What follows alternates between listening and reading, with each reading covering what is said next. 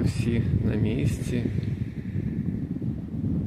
Пляж готується до відвідувачів. А море таке синє і красиве, як і було. От таке у